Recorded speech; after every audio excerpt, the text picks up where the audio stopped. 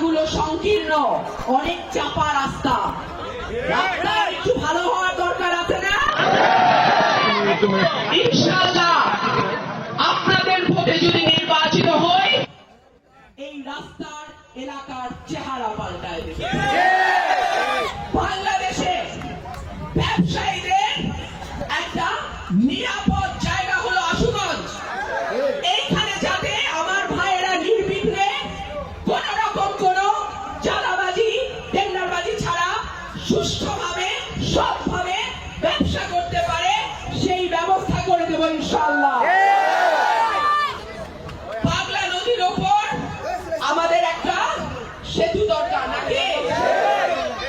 দোয়া করেন আপনাদের ভোটে যদি আল্লাহ আমাকে সেই তৌফিক দেয়, এই বাংলা সেতুর উপরে, পাগলা নদীর উপরে একটা সেতু আমরা করে দেব ইনশাআল্লাহ। আর একটা কথা বলে শেষ করছি, আমিও নামাজে যাব, আপনারাও নামাজে যাবেন।